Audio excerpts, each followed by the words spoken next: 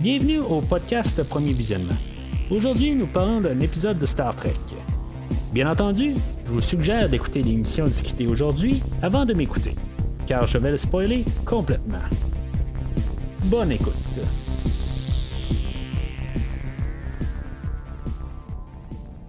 Bienvenue sur le USS Discovery. Cette semaine, on est à Starfleet de l'année 3189, dans le futur, bien sûr.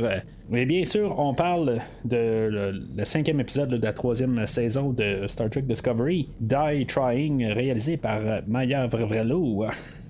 La semaine passée, j'étais pas mal déçu de la tournure qu'on avait eue. On avait eu les 3 premiers épisodes de la 3e saison. Puis là, je me disais qu'à la 4e épisode, ben c'est là où on allait commencer à voir l'histoire de la saison. Pas que les 3 premiers épisodes n'avaient pas rapport avec l'histoire de la saison, mais on plaçait plus l'univers futur là, de 3189 où est-ce qu'on était rendu dans le temps. Mais là, on part vraiment avec l'histoire. Puis c'est comme ça que je regarde ça. Puis dans le fond, je trouve que ça fait du sens en bout de ligne. C'est ce que je parlais là, les dernières semaines. Puis quand on avait commencé l'histoire de la 3e saison la semaine passée, j'avais été un peu déçu là, de l'écriture.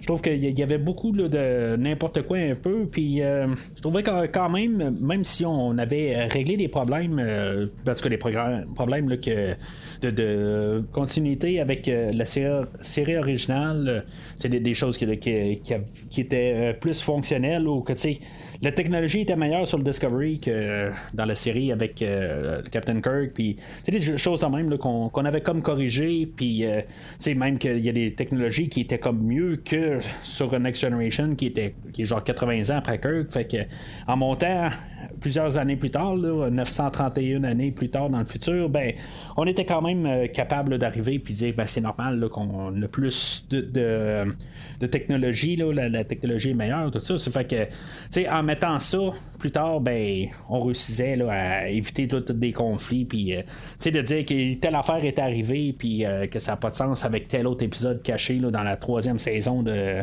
Deep Space Nine, ou peu importe n'importe quoi. Là, on pouvait arriver puis juste recommencer à neuf en étant quand même là, dans le même univers. Fait que quand on arrive avec l'histoire de la semaine passée, que oui, c'est bon, on va de l'avant dans l'histoire, mais en même temps, je trouvais juste que qu'est-ce qu'on avait essayé de corriger. Je pense qu'on n'avait pas réglé un gros problème que pour moi que je dis depuis à peu près le début. C'est Burnham elle-même, que c'est juste elle tout le temps. Il manque un peu là, de travail d'équipe. Puis ça va être encore un peu le problème aujourd'hui. Je vais revenir un peu à ça. C'est juste tout le temps Burnham quelque part. C'est ça que je trouve un peu qui commence à être tannant un peu. On pourrait avoir d'autres personnages qui pourraient faire certaines fonctions, mais il faut tout le temps que ça tombe à être sur Burnham. Mais en tout cas, il y avait d'autres problèmes aussi la semaine passée, là, mais en tout cas, écoutez là, l'épisode de la semaine passée si vous ne l'avez pas déjà fait. Aujourd'hui, là, c'est sûr, on va embarquer sur le 5e épisode. Ça m'empêchait pas, par contre, là, d'arriver là, très optimiste pour cette semaine, de recommencer à 9. Des fois, ça arrive. Là, des fois, on a juste une chute, on a un épisode qui est moins bonne, puis la semaine suivante, on a un épisode qui est mieux. Je veux dire, ça va être pas mal mon consensus pour aujourd'hui. Ça va être ça que je vais arriver avec. Je le cache pas déjà en partant. L'épisode d'aujourd'hui est nettement supérieur à celui de la semaine passée. Mais en tout cas, il y a quand même des problèmes avec l'épisode d'aujourd'hui. Je trouve que les commentaires que j'ai vus un peu partout. Normalement, j'essaie de tellement pas fouiller sur Internet pour pas me laisser influencer sur l'épisode avant d'enregistrer. Mais en tout cas, mieux que je le fais, l'épisode, là, je la sors un petit peu plus tard. Veux pas, j'ai la chance là, la chance ou la malchance plutôt là, de tomber des fois sur des commentaires. C'est pas de ma faute nécessairement, c'est pas que je cherche les commentaires ou que je veux que ça arrive. Là. Je suis genre tout le temps là, de genre quand j'écoute quelque chose, j'essaie de sauter tout de suite pour enregistrer, pour avoir toutes mes pensées fraîches. Mais en tout cas, ça a tombé que j'ai vu quelques petites affaires, puis je voyais que les gens étaient pas mal optimistes sur l'épisode d'aujourd'hui. Puis même, je regarde là, les codes sur IMDb, tout d'un coup, on a un épisode qui était à 7 points quelque chose, 6 points quelque chose de la semaine passée, puis tout d'un coup, on a un épisode qui est coté 8 en ce moment, là, je veux dire, autant que j'enregistre. C'est genre la première fois là, depuis un bon bout là, que j'ai pas vu un épisode de Discovery qui était coté aussi haut que ça. Mais en tout cas, je trouve que peut-être qu'on lui donne un petit peu trop là, de mérite là, sur l'épisode d'aujourd'hui. Alors, juste avant de commencer à parler de l'épisode elle-même, juste vous signaler que vous pouvez aller sur le site de premiervisionnement.com pour aller chercher, là, dans le fond, là, les autres épisodes que j'ai faits sur Star Trek Discovery, ou pour pouvoir voir tout ce que le podcast a fait antérieurement, là, ou des films, ou les autres séries de Star Trek Picard ou de Star Trek Lower Decks qui est passé en début d'année. Pour les séries de films, cette semaine, on est en plein dans les années 80, où ce qu'on est en train de parler là, des films dans l'univers de DC. On parle du film de Supergirl. Si c'est quelque chose qui peut vous intéresser, il y a aussi plusieurs autres films là, dans l'univers de DC que j'ai découvert dans les dernières semaines, où il y a des films d'horreur ou des films de King Kong et de Godzilla, de Rambo, de Terminator, toutes sortes d'autres films que vous pouvez trouver là, sur le site de Premier Visionnement. Si mettons, il y a des choses là-dedans qui pourrait vous intéresser. Tout ça se trouve sur le site de premiervisionnement.com. Alors, l'épisode d'aujourd'hui, c'est quand même un peu des choses qui étaient attendues. Peut-être pour ça aussi que les gens vont peut-être trouver que c'est un épisode peut-être plus attendu. Ou, je veux dire, plus attendu, je veux dire que les gens sont plus joyeux sur l'épisode parce qu'on arrive enfin à quelque chose qu'on voulait voir depuis un certain bout. Qu'est-ce que Starfleet a de l'air depuis toutes les 931 années. Puis on arrive là, enfin, là, on nous en parle là, depuis 4 épisodes. Là, puis là, on arrive enfin à savoir qu'est-ce qui s'est passé avec Starfleet.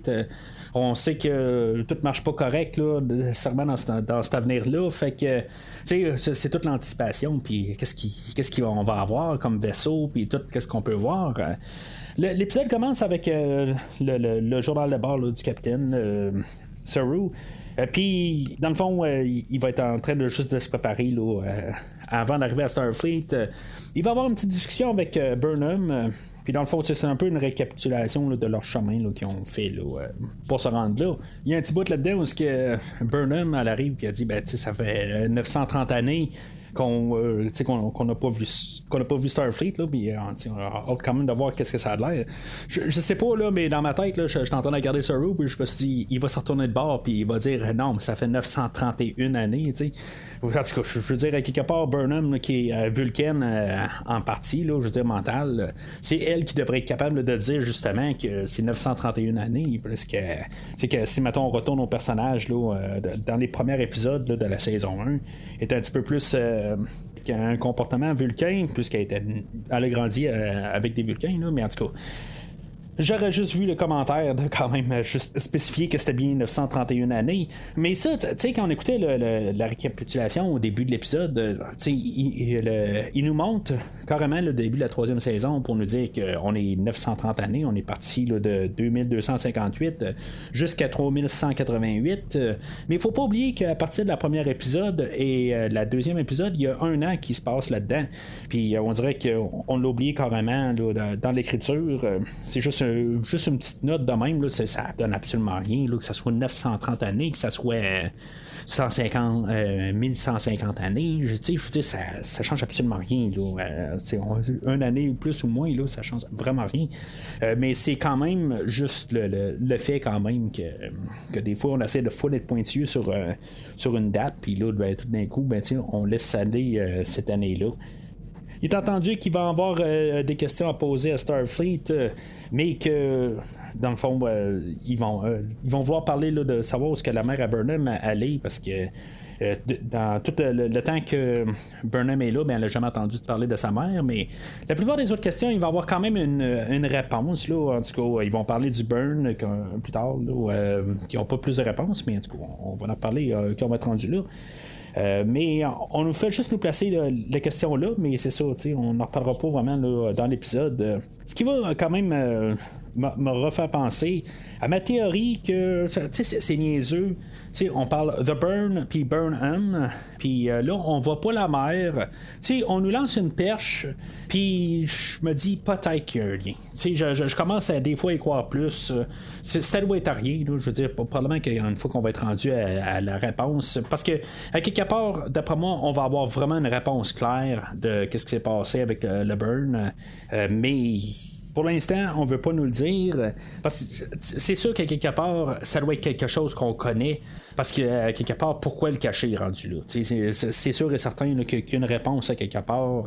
Ça me surprendrait là, que, je veux dire, ça soit juste quelque chose, là, un ennemi inconnu, là, ou n'importe quoi. Je veux dire, ça me surprendrait. Là. À quelque part, je suis certain qu'il y a comme un lien.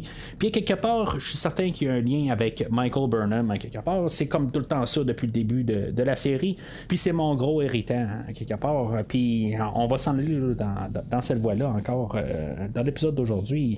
Fait qu'ils vont passer, il va y avoir comme une genre de distorsion, comme un cloaking device, là, comme qu'on voit comme pour les vaisseaux Klingons, tout ça. Ils vont nous expliquer là, que ça vient dans une autre technologie. Je lisais un petit peu là, dans les notes sur l'épisode que ça venait, dans le fond, c'est comme un clin d'œil à un épisode là, dans Star Trek Voyager. On va avoir pas mal, dans le fond, là, une couple de clin d'œil à Star Trek Voyager. On va avoir le USS Voyager J. Ça veut dire qu'ils ont fait pas mal plusieurs autres vaisseaux suite au Voyager qu'on connaît. Si vous m'avez suivi sur tout le podcast là, de Star Trek depuis le début de l'année, là, quand j'ai couvert Picard ou quand j'ai couvert Lower Decks, vous savez que moi je suis pas très plus attiré par Voyager. C'est comme, tant qu'à moi, c'est probablement là, la série que je préfère le moins là, dans tout l'univers de Discovery. C'est pas nécessairement que j'ai quelque chose contre cette série-là, mais je trouve que c'est la série où, à quelque part, on a essayé de faire quelque chose qui revenait trop à The Next Generation. Puis à quelque part, Next Generation était passé, puis ça a toujours paru pour moi là, comme un Next Generation réchauffé. Puis en tout cas, je veux dire, à quelque part aussi, ça. Il y a un temps où j'ai comme écouté toutes les séries de Star Trek en genre 2 ans, puis peut-être un petit peu moins. Là. J'ai comme tout bingé au complet, puis ça a tombé que j'ai fini avec la série de Voyager.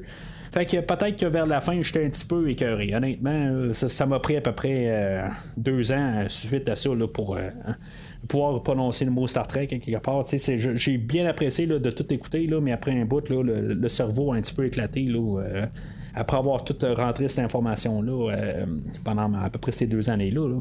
Pas que j'aimais pas ça, comme je dis, mais quelque part, c'était peut-être un petit peu trop rapide comme information que il y a eu comme un petit peu trop là, d'épisodes. Là, fait qu'il a fallu comme je prenne un petit peu de retrait par la suite de ça.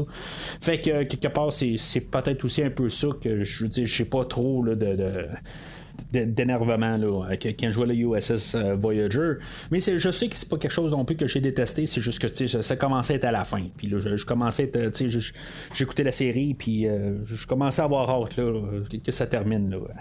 Mais en tout cas, fait que je suis quand même content d'un côté là, qu'on voit le Voyager, puis en tout cas j'ai juste comme peur à quelque part, on nous met le Voyager, peur, c'est en guillemets là, je pense que c'est plus un clin d'œil que quelque chose qu'on va revoir là, mais je le sais pas à quelque part. On va voir aussi le USS Nog qui est un clin d'œil au personnage Nog que l'acteur est décédé l'année passée, puis on a créé un vaisseau pour lui, puis ça c'est très bien aussi. Mais peut-être qu'en bout de ligne, je suis peut-être trop traditionnaliste ou classique quelque part. J'aurais aimé ça voir un USS Enterprise Air ou quelque chose de même. Là. Ils doivent rentrer rendus là, dans ces lettres-là quasiment. Si on regarde un peu dans le Temporal War qui parlait là, dans la série Enterprise, qui était quelque chose comme 700 années, là, peut-être 200, 300 années là, avant les années qu'on est là, c'était le J, fait que je sais pas, on doit être à Enterprise M dans ce coin-là, en tout cas. J'aurais aimé ça qu'on voit quand même un nouvel Enterprise, peut-être que quelque chose qu'on va voir plus tard là, dans la saison, mais je serais pas surpris de ça. Mais en tout cas, je juste en train là, de parler là, un peu, là, mais je suis quand même content là, qu'on arrive à Starfleet et qu'on voit qu'est-ce que Starfleet a de l'air dans le futur. On voit même l'équipage qui est content, puis on voit qu'ils sont contents, mais honnêtement, c'est comme que je me dis, c'est belle fun pour eux, mais quelque part, j'ai comme hâte que ça avance. Quelque part, je sais pas, c'est pas que je suis pas content que nos personnages sont contents, mais à quelque part, j'ai comme l'impression que c'est une bombe à retardement, puis que toute la joie qui est là, ben aussitôt qu'il va être téléporté dans les qui vont commencer à parler avec le monde, ben ils vont être mal reçus. Ça, je parle de la première fois que j'ai écouté l'épisode, pas la deuxième fois. La deuxième fois, c'est sûr que je savais un peu plus à quoi m'attendre naturellement, mais c'est sûr que c'était la deuxième fois, ben honnêtement, toute l'émotion était passée. Fait que peut-être que j'ai pas réussi là, à apprécier le moment, mais c'est ça le problème un peu là, de cette série-là. Ils trouvent tout le temps un punch un peu là, pour nous gâcher un peu du fun des fois, pour nous mettre du drame. Mais c'est ça, là, c'était un moment joyeux, puis quelque part, il fallait vraiment en profiter. Puis, tu sais, vraiment voir qu'est-ce qu'on avait à nous montrer. Mais c'est ça, à quelque part, je reste tout le temps un petit peu sur mes gardes. Je me suis dit, bon, ben, quelque part, Starfleet va les recevoir, puis ils vont les envoyer en isolement, puis ils vont être emprisonnés tout de suite en partant, puis questionnés à fond. Ça va ressembler un peu à ça, mais ça va être pas mal plus diplomatique. Fait que ils vont demander au capitaine, au premier officier, puis à Adira de se téléporter dans le fond. Puis là, ils vont dire ben c'est Burnham qui va dire juste dans une ligne, ils vont dire ben probablement qu'ils ont des scanners assez puissants puis qui ont pu trouver Tal dans Adira. Mais quelque part, je veux dire, c'est juste une ligne qui a passé, mais j'ai l'impression que il y a quelque chose d'autre là-dedans. En tout cas, parce que tout de suite après, ben ils vont se téléporter puis ça va être le générique. Fait que on va se ramasser au quartier là, de Starfleet, puis c'est là qu'on va avoir l'introduction du amiral Vance et le commandeur Wheeler. Puis on va prendre Adira, ça sera pas long, tu sais. Il va y avoir une petite discussion entre l'amiral Vance et Adira, puis ensuite, on va envoyer Adira se faire examiner, là, avoir des suivis médicaux, puis savoir exactement si tout est correct. Puis on ne la reverra pas de l'épisode. Fait que je ne sais pas, il y a quelque chose qui marche pas là-dedans. Je sais pas, je la sens pas exactement. Puis je dirais même plus, on n'en fera même pas mention à rien. On ne dira pas que finalement il est resté à l'infirmerie sur la base. Vraiment rien, à moins que, je veux dire, il y a vraiment quelque chose là, sur les deux fois que j'ai écouté l'épisode, j'étais penché, la deuxième fois, j'étais en train de prendre mes notes, puis je me suis pas levé la tête à temps. Mais je veux dire, je l'ai pas vu du tout de l'épisode. Puis à quelque part, ben, compte tenu de l'épisode qu'on a vu la semaine passée, on a voulu quand même mettre l'emphase sur le personnage d'Adira qui était importante. Ben, à quelque part, ben, cette semaine, aussitôt qu'on a l'occasion de la tasser, ben, on la tasse tout de suite, puis on n'entend plus du tout parler. Puis le fait que on a demandé à elle, Burnham et Saru de se téléporter à la base, ben c'est quand même étrange. Fait que il va y avoir vraiment quelque chose là, la semaine prochaine là, qu'on va parler sur ce cas-là. Je suis certain de ça. Fait que l'amiral Vance, il va quand même on va voir que c'est diplomatique quand même. Puis honnêtement, je comprends quand même leur point. Ça va être un peu Burnham plus tard que je vais pas tout à fait le comprendre. Ben, même si elle dit qu'elle comprend exactement leur point, est toujours un petit peu trop agressive à quelque part, puis je sais pas, t'arrives avec un vaisseau qui n'existe pas dans les fichiers, puis après ça, là, ben, t'essaies de faire la loi à quelque part. Eux autres aussi, il faut qu'ils comprennent qu'est-ce qui se passe, parce que le Discovery était effacé là, de l'histoire carrément, puis mettons, ben, il faut qu'ils réussissent à faire confiance à eux. C'est qui eux autres? C'est peut-être un genre de vaisseau qui s'invente à quelque part pour rentrer là, dans les la zone de Starfleet, là, puis juste toutes les anéantir, quelque chose de même. On est dans un genre de temps de guerre quand même, à quelque part. Tout le monde est un peu isolé de tout le monde. Fait que l'ennemi peut quand même approcher n'importe où. Ils vont le dire à quelque part que les missions de 5 ans n'existent plus. C'est un luxe qu'ils peuvent plus s'offrir. Puis c'est ça un peu qu'il faut se mettre un peu en tête. Il y a encore la bonne foi de Starfleet, mais à quelque part, on n'est plus là, dans le même temps. Fait que c'est ça qu'ils veulent quand même nous montrer. Puis honnêtement, j'ai comme l'impression que ça sera pas ça à la fin de la saison. Je pense que quelque part, on va réussir à avoir trouvé un moyen là, de revoir les warp drive puis tout d'ici la fin de la saison, d'après moi. Là, ça, c'est un autre pensée à part. On en reparlera peut-être là, dans les semaines qui vont suivre. Qu'est-ce qui va se passer sur toute cette histoire-là. Mais en même temps, ben, c'est ça.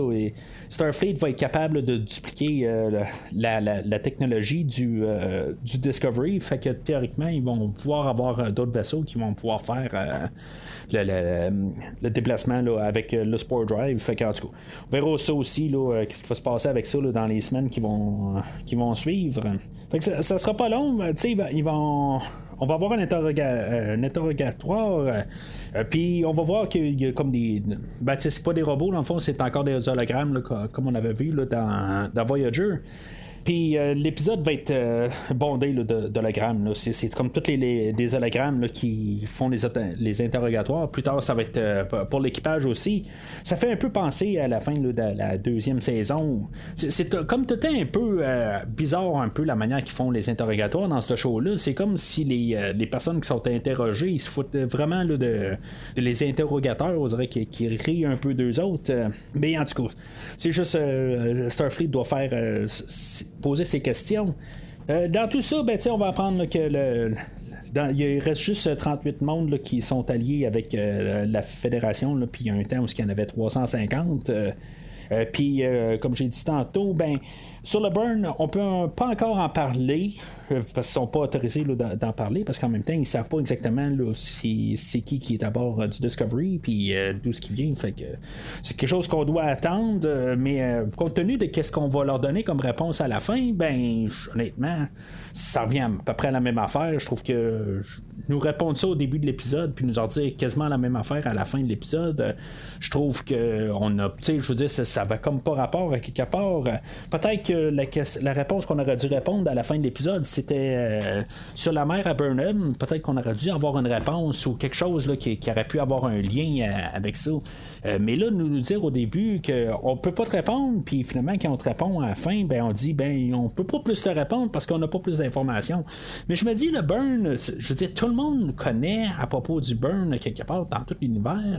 Puis, je veux dire, pourquoi que les autres, ils peuvent pas dire des choses quelque part. Tu sais, c'est comme, c'est sûr qu'il y a quelque chose en arrière de ça. Là, c'est certain quelque part que le but, l'objectif de la saison 3 de Discovery, c'est de savoir qui a fait le burn et comment qu'on peut ramener là, les vaisseaux à avoir le warp drive. On peut tout de suite comprendre là, à partir de là. En tout cas, moi, c'est comme ça, je vois ça. Ça me surprendrait là, qu'on parte dans une autre direction pour la fin de la saison. La vision de Starfleet, c'est de réassigner tout le personnel du Discovery. Mais honnêtement, ben, ce que Burnham et Saru se disent, ben, tu sais, ça n'a pas de maudit bon sens, je veux dire, si mettons on est tous réassignés, ben on va tous se perdre à quelque part, on a déjà de la misère à s'adapter autant qu'on est aujourd'hui, ben si mettons on commence à être réassigné partout, ben ça va tout mal aller. Là. Fait que, tu sais, il va y avoir un peu une discussion entre Burnham et Saru là-dessus, puis je suis quand même content là, que Saru il remet Burnham à sa place, mais tu sais, après ça, on va avoir une discussion entre Burnham, Saru et Vance. Puis quelque part, ben, c'est Burnham qui va prendre les négociations, puis Saru va rien dire. Là, un petit peu, à quelque part, ça me frotte du mauvais bord, ça, quelque part. Tu sais, Saru, c'est le capitaine, quelque part. Il peut-tu, je veux dire, mener son équipe? C'est là qu'il faut voir que c'est Burnham encore qui mène le bateau. Puis, tu sais, quelque part, ok, peut-être que Saru n'est pas encore à 100% à l'aise, mais je pense que c'est ce qu'on veut nous montrer quelque part. Mais je veux dire, tu sais, on a voulu comme placer Saru comme la capitaine du Discovery. Puis là, ben, quelque part, on va envoyer Michael Burnham avec l'expédition là, pour aller chercher des échantillons de plantes pour pouvoir sauver des Kili qui ont genre 4 heures à vivre. Puis on va laisser Saru avec Starfleet. Ça devrait pas être Saru qui part avec l'équipage, c'est lui le capitaine, puis qu'à quelque part, ben il laisse Michael Burnham avec Starfleet en garantie. Je le comprends pas tout à fait cette histoire-là. Puis même là, on a Adira aussi que quelque part est déjà là, est restée avec eux autres. Fait que je comprends pas tout à fait. Quelque part, on a comme oublié des affaires. Mais en même temps, ok, Saru va rester à Starfleet, mais je crois aussi qu'il y a Giorgio qui va rester aussi à Starfleet. C'est pas tout à fait clair quelque part, mais ça va probablement être ma meilleure scène dans tout l'épisode. On va avoir Giorgio qui va être interrogé par les hologrammes. Il y a juste le fait où elle cligne les yeux puis qu'elle a réussi à faire que les hologrammes ils se court-circuitent puis ils disparaissent.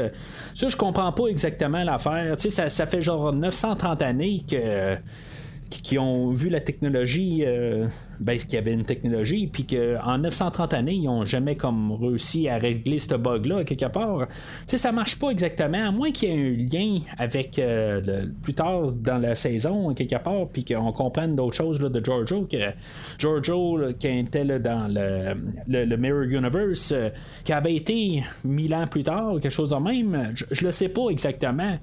Mais je trouve juste ça quand même assez bizarre quelque part que assez des choses que normalement avec la technologie qui avance dans 930 années, que ça soit n'importe quoi, qu'on ait la meilleure intelligence du monde, c'est impossible. En tout cas, moi je peux pas concevoir que la technologie dans 930 années d'aujourd'hui, qu'ils peuvent pas savoir pas mal plus que qu'est-ce qu'on sait aujourd'hui, puis qu'ils n'ont pas corrigé certains bugs qu'on a dans le temps d'aujourd'hui là. Ça, je peux pas concevoir ça. Fait que c'est juste un petit peu la seule affaire qui me bug, mais après ça, honnêtement, j'ai même pas noté le nom. Moi, que j'ai vu le personnage là, en arrière là, qui va discuter avec Giorgio, j'ai comme eu un second regard. J'ai comme fait comme voyons, c'est-tu vraiment David Cronenberg qui est là?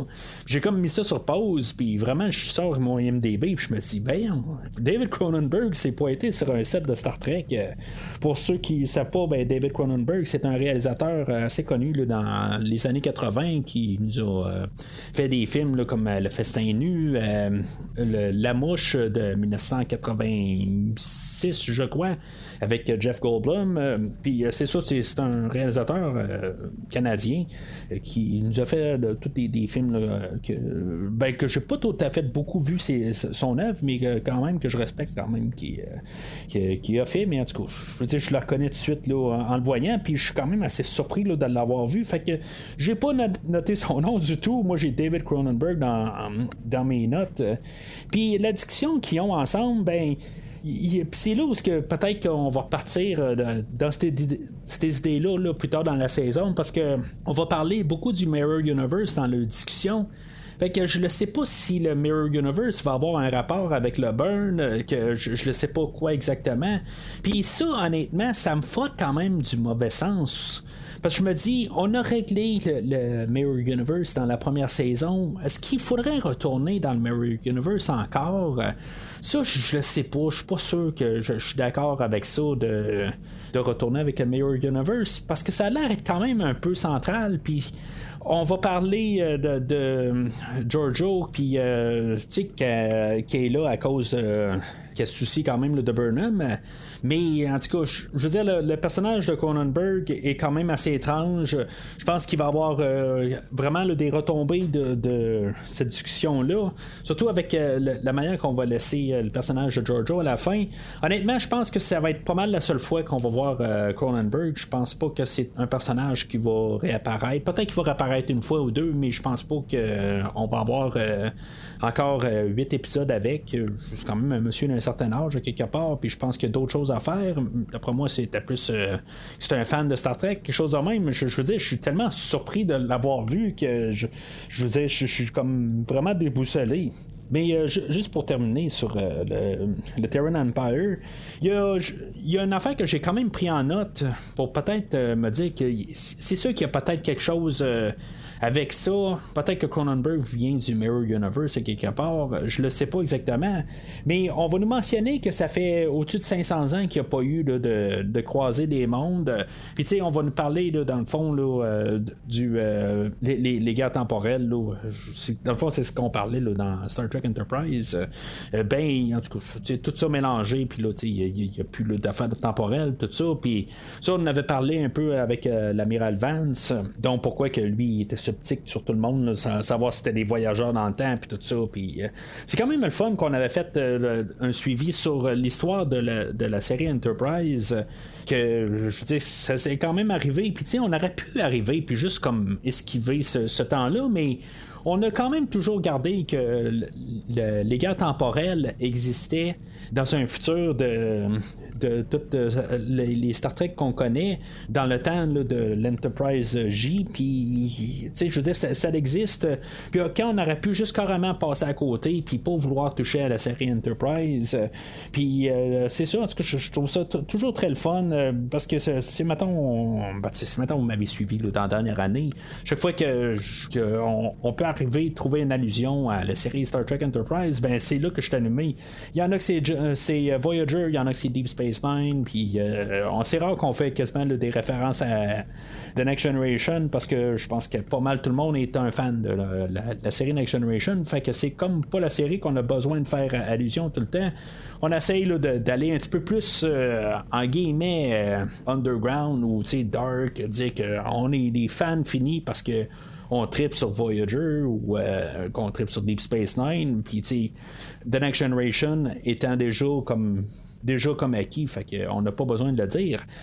Mais on va quand même dire que c'est ça fait à peu près 500 ans qu'il n'y a pas eu de croisée là, avec le Mirror Universe, qui doit amener un petit peu après Deep Space Nine, où dans Deep Space Nine, il y a quelque chose comme 16 fois genre qui vont dans Mirror Universe, il me semble que c'est ça, c'est 16 fois, puis je veux dire, c'est comme après, ben pour moi ça a pas mal terminé là. Peut-être que ça a terminé avec les guerres temporelles, je le sais pas exactement, mais je suis certain qu'on va avoir un peu de suite de ça dans les prochaines semaines. Fait que le Discovery il part à la recherche du USS Tikov, que c'est ça un peu ce que je disais aussi tantôt.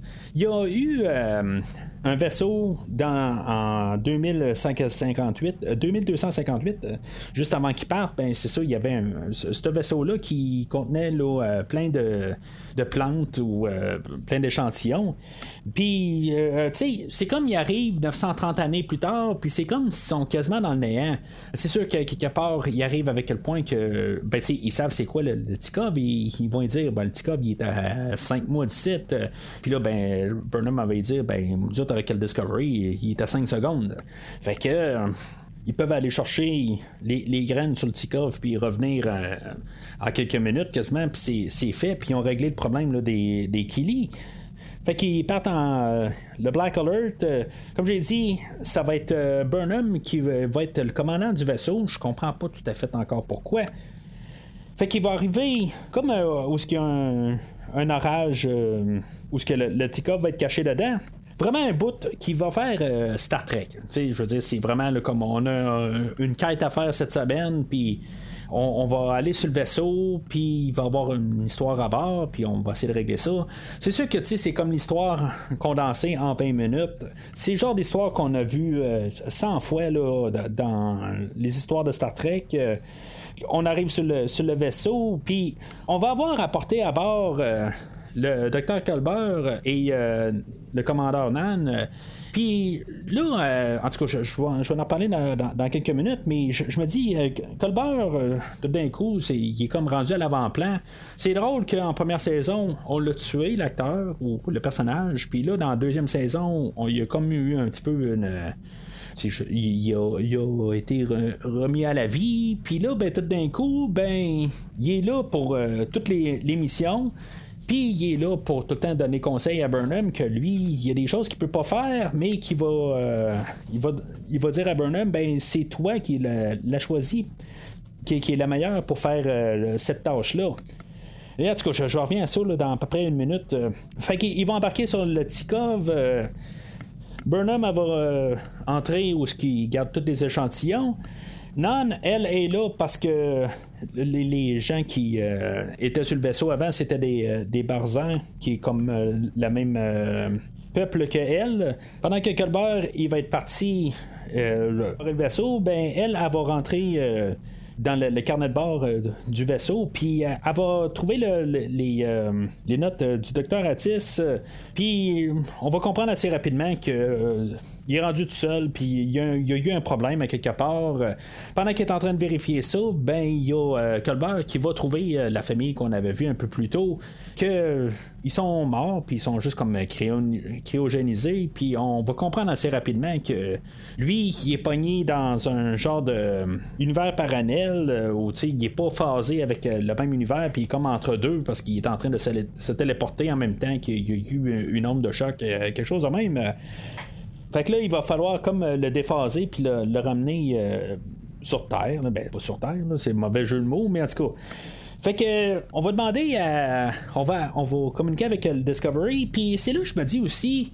Tu sais, on est 930 années plus tard dans le futur, puis Willa, elle va garder, parce qu'elle a été apportée sur le Discovery pour voir comment que le Discovery fonctionne, puis il va avoir Stamets, Tilly puis Jet Reno qui vont comme parler puis essayer de régler les problèmes, puis à quelque part, je me dis pour rephaser du monde, les affaires de même, tu sais, on a vu ça dans d'autres épisodes de Star Trek, puis je pense que même dans la série originale, on a quelque chose de similaire avec eux qui est pas phasé, puis tout ça. C'est sûr que ça fait une dizaine d'années là, que j'ai vu la plupart de ces épisodes-là, mais quand même, c'est des choses qu'on a vues dans plein d'épisodes, puis je peux pas croire qu'en 930 années, c'est pas quelque chose là, qu'elle peut tout de suite comprendre assez rapide puis être capable de leur dire bon ben c'est juste ça que t'as à faire. C'est quelque chose qu'ils ont appris une fois qu'ils étaient à l'école ou quelque chose de même. C'est sûr que on est 120 ans après là, le burn, puis l'école de Starfleet ne marche peut-être pas tout à fait pareil, mais en voyant comment que Starfleet est sur la base qu'on a vue, ben je pense pas qu'elle est si différente que ça. Quelque part, ils ont du savoir, puis il y a des choses qui ont dû être conservées, puis rendu là. Je pense pas que même si Jet Reno et Stamets et Tilly sont les grosses bols sur le Discovery, je suis certain qu'à quelque part, Wheeler a pu dire ben, j'ai appris ça en première année à Starfleet. À quelque part, ça marche pas tout à fait.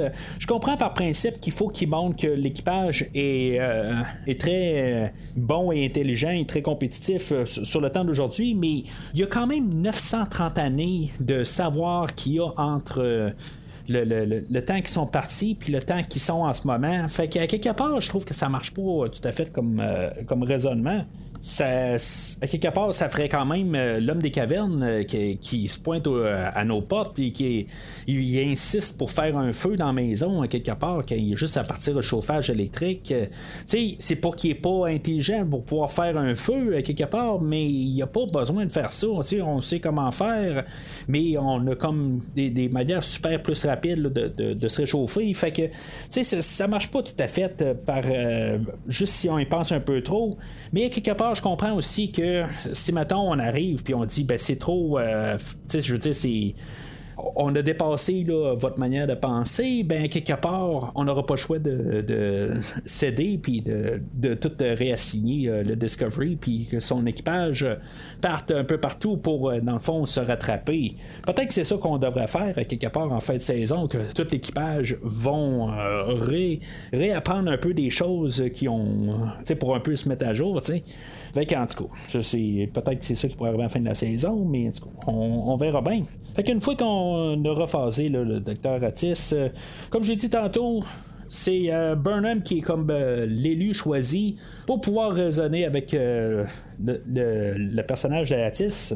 Ça, je me dis, bon, ok, c'est pas que tous les docteurs doivent annoncer là, la mort de quelqu'un, tout ça, mais à quelque part, on peut quand même s'attendre que Culber, il est quand même capable aussi de parler, là, je le sais pas, à quelque part, pourquoi que ça doit être Burnham qui doit tout le temps tout faire, à quelque part, c'est la deuxième fois où ce que Culber arrive à Burnham, il dit, ben, tu sais, t'es comme la meilleure personne placée, ben non, t'es pas la meilleure personne placée, de toute façon, Burnham aurait dû rester sur le pont du Discovery. Je sais pas, je sais même pas pourquoi que Burnham est là. Je comprends que, point de vue show, on veut toujours placer Michael Burnham à l'avant-plan, mais ça n'a pas de sens à quelque part. Burnham aurait dû rester pour être sûr que tout fonctionne sur Discovery puis que tout le monde est bien placé. Là, on a placé Rhys sur le pont, puis je veux dire, à ma connaissance, c'est la première fois qu'on le voit comme agir comme capitaine à quelque part. On a le capitaine qui est pas sur le vaisseau, puis normalement, si c'est pas lui qui est sur le vaisseau, c'est le premier officier qui prend le contrôle. Puis là, ben, on a placé une personne qui est pas du tout le premier officier. Fait que, tu sais, en tout cas, c'est n'importe quoi rendu là. Fait que le docteur Atis, finalement, ben, il va se raisonner, en tout cas en guillemets, là, il n'oubliera pas sa famille. Dans le fond, il va voir rester sur le vaisseau puis mourir là. Il a comme été attaqué là, par la radioactivité là, de l'orage. Puis finalement, ben, il va mourir là, sous peu. Mais il va donner des codes pour qu'on puisse ramasser les échantillons. Fait que le Discovery va pouvoir partir de là, mais avant de partir, là, il y a une scène que Colbert va retourner sur le vaisseau pour commencer à travailler sur le vaccin, mais il va y avoir une petite discussion entre Nan et Burnham, puis je sais pas, c'est la manière que la scène est écrite ou la manière que c'est dit par les acteurs, mais à quelque part, je trouve que ça fait comme bon. Nan, il faudrait que moi, tu sais, c'est comme par hasard, on peut pas laisser quelqu'un mourir tout seul, fait que je sais pas qu'est-ce qu'on va faire, mais tu sais, Nan, tu sais, on peut vraiment pas le laisser mourir tout seul, tu comprends ce que je veux dire?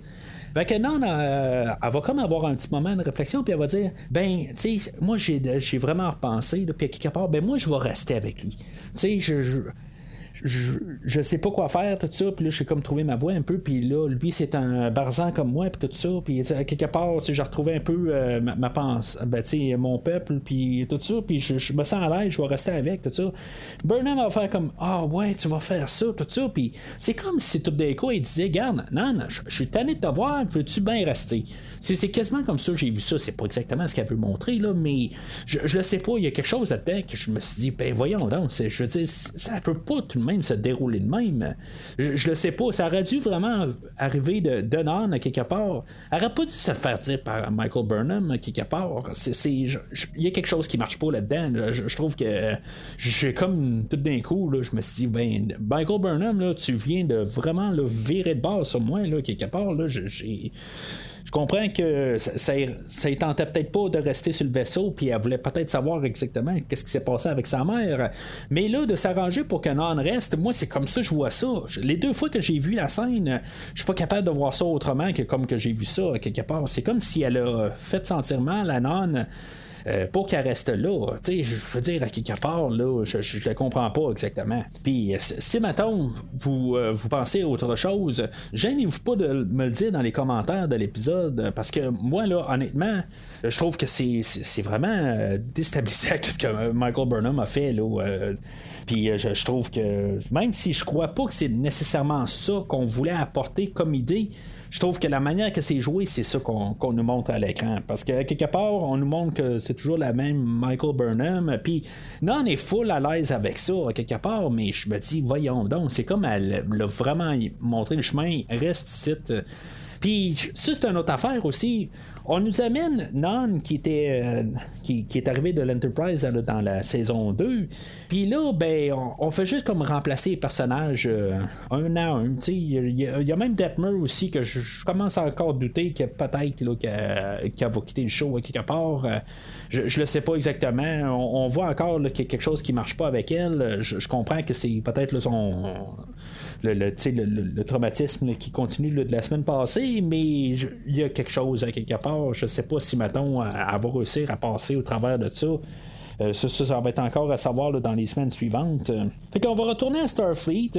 On va voir un peu la discussion de est-ce que l'équipage du Discovery va rester avec le Discovery. Puis dans le fond, on va comme un peu revenir avec ça. Puis on va mettre un peu en situation avec un peintre dans la Renaissance, là, Giallo ou Giano, en tout cas, absolument, ça me dit absolument rien.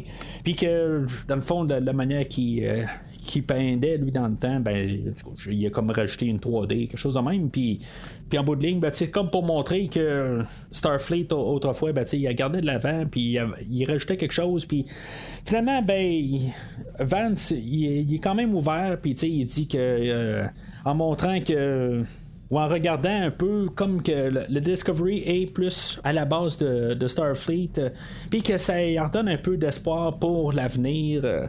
Puis c'est quand même le fun quand même de finir un peu sur cette note-là avec Starfleet. Starfleet a de l'air d'avoir quand même encore des bonnes intentions. Je suis encore pas certain quelque part de leur intention, s'ils sont bonnes à 100%. Je peux pas dire que j'ai à 100% confiance en l'amiral Vance. Je suis certain qu'il va y avoir quelque chose en arrière de ça.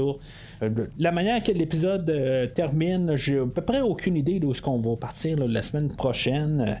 Même quand on laisse le personnage de Michael Burnham et de Saru, ben, ils sont pas certains encore là, de se sentir à la maison. Je veux dire, il y a quand même 931 années qui les séparent là, de leur temps. Fait que quelque part, il faut qu'ils s'adaptent au temps. Mais je trouve que quand même, tout c'est quand même bien clôturé. Juste un peu avant, j'ai encore deux petites notes. Il y a Burnham qui va aller voir le personnage de Willa, puis qu'elle va parler là, d'une pièce de musique là, que le hologramme, puis la famille là, en hologramme chantait, puis que c'était la même mélodie que Adira avait joué à la fin de l'autre épisode. Honnêtement, je veux dire, je trouve ça complètement ridicule là, quelque part. Je comprends que au dernier épisode, Adira avait joué 6 notes, puis elle dit waouh, si tu viens de faire la mélodie du siècle, là, c'est super beau, puis tout ça. Puis elle s'en est rappelée tout de suite de ces 6 notes-là. Fait que quand elle a vu l'hologramme en train de chanter la petite mélodie, ben elle a reconnu tout de suite. En tout cas, tu sais, à quelque part, il faut qu'ils nous le disent qu'elle a reconnu. Puis, tu sais, je comprends que ils peuvent pas nous la mettre là, pendant 10 heures pour être sûr qu'on l'ait compris là, ou qu'on l'ait mémorisé là, la mélodie, puis qu'ils nous le disent. Tout ça, ça se peut que ça soit la même mélodie, ben ça doit l'être. Là. Mais je veux dire que on en fait un gros drame. Je le comprends pas tout à fait. Je sais que ça va venir là, dans la grosse équation là, de la saison 3. Mais je trouve ça tellement nono comme idée. Je sais pas, là, je trouve que c'est une mélodie à quelque part, puis on se demande pourquoi que la mélodie a réussi à traverser le temps, mais à quelque part, on s'entend que si, mettons, c'est juste par logique, là je sais que ça fait partie là, du gros plan, mais on pourrait se dire qu'à quelque part, le Tika va déjà croiser un vaisseau de la Fédération, il y a des grosses chances, parce que le personnel dessus, il change une fois de temps en temps. On sait que les derniers occupants, c'était des Barzans, mais avant, c'était peut-être pas eux autres, tout ça, fait que, je veux dire, ça a comme pas rapport comme idée, mais là, il faut savoir que il y a quelque chose là-dedans, puis que la mélodie, ça va être quelque chose là, de plus grandiose, quelque part. En tout cas, je veux dire, c'est des petites affaires de même, là, ça mérite. Là, je veux dire, je trouve ça tellement pas rapport. Puis, qui est en train de me dire que le fameux mouchoir que Book avait dans le premier épisode, je suis certain que ça va avoir un rapport à quelque part. C'est en train de vraiment dire que chaque affaire qu'on dit, il faut quasiment analyser chaque mot puis les peser quelque part. Parce que ça va avoir rapport à quelque part. Je trouve ça tannant à quelque part. Je veux dire, j'ai juste un petit peu de misère à quelque part, que je me dis, il faut être au aguet sur chaque mot qu'on dit. On va dire que c'est peut-être la bonne écriture à quelque part, mais non, à quelque part, je trouve qu'on veut juste comme réussir à passer à une histoire, puis qu'à quelque part, on se dise, hey, on n'a pas vu ça arriver, tout ça, mais non, je suis désolé, là, mais j'adhère pas.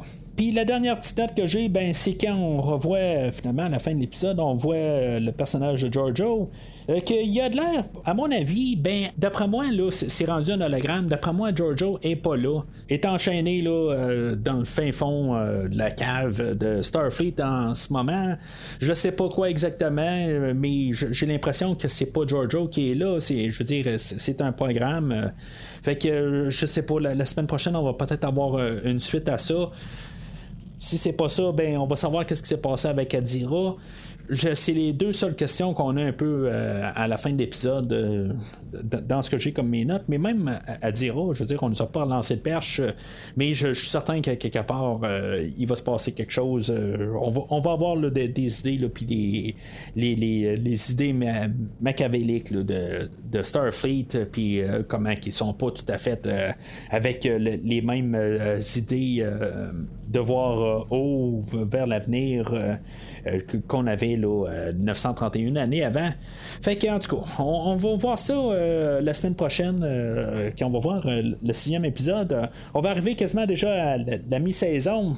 C'est drôle, mais j'ai l'impression que ça avance très vite quand même. Il y a quand même beaucoup d'épisodes. Je veux dire, tous les épisodes sont variés. On n'a pas vraiment l'impression d'un côté d'avoir juste comme un épisode qui est coupé en 5. C'est vraiment comme tout un peu partout depuis le début de la saison.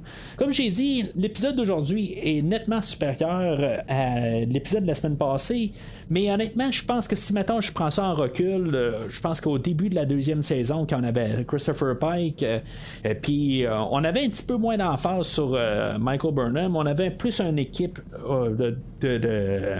dans Starfleet où tout l'équipage, tout avait un petit peu plus le rôle. Puis c'est pas juste parce que je veux attaquer Burnham, mais quelque part, je trouve que quelque part, c'est tout le temps la solution. Puis on nous la force tout le temps. Puis c'est ça que je suis comme un petit peu tanné. Si maintenant on arrêterait de nous la forcer d'en face, j'aurais un petit peu moins de misère. Mais là, c'est comme quelque part, à chaque fois qu'on nomme Burnham, je me dis, bon, encore. On peut juste pas arriver, puis juste comme la laisser côté un peu. Puis qu'elle fasse ces choses de côté. Non, il faut tout le temps qu'elle soit là. Puis moi, en tout cas, c'est peut-être ma perspective de Star Trek, quelque part, qu'une semaine, ça peut être Colbert, l'autre semaine après, ça peut être Saru, l'autre semaine après, ça peut être Stamets, l'autre semaine après, c'est Tilly. Là, je me dis, on a des nouveaux personnages qui s'en viennent. Là, on vient de dropper Non cette semaine. Fait que on remplace des personnages par d'autres. Éventuellement, Book va revenir. Petit spoiler que j'ai vu pour la semaine prochaine, je sais qu'il va être là la semaine prochaine. C'est juste un flashback ou pas, quelque chose de même, mais en tout cas, je veux dire, j'ai vu ça passer. Désolé pour spoiler, mais je sais pas qu'est-ce qui va se passer à la suite de ça. Puis j'ai pas voulu en savoir plus. Puis ça, je comprends toujours pas pourquoi on envoie des photos sur l'internet, sur l'épisode qui va sortir. On va l'écouter de toute façon. On n'a pas besoin d'avoir des images de la prochaine épisode. On va l'avoir disponible dans quelques jours. Fait que ça très nono.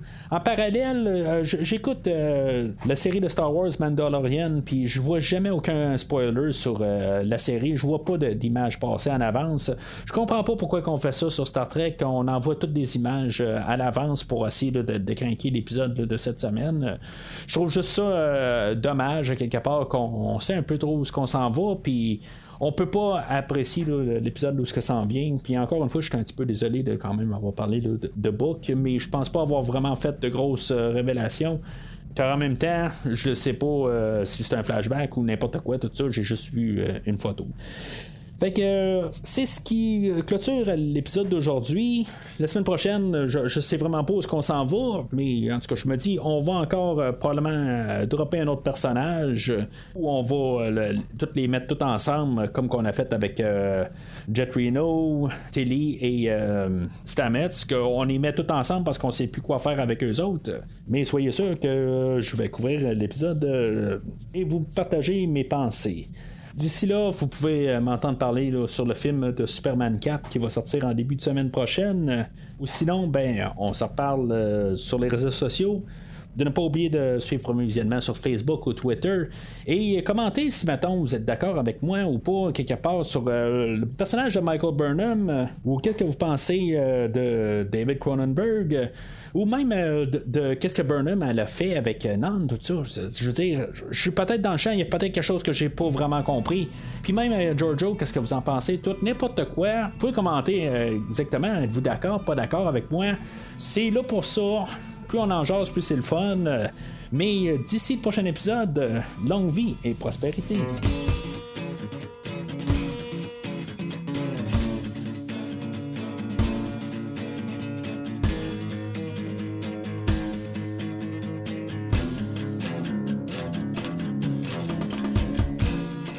Merci d'avoir écouté cet épisode de Premier Visionnement. J'espère que vous vous êtes bien amusés.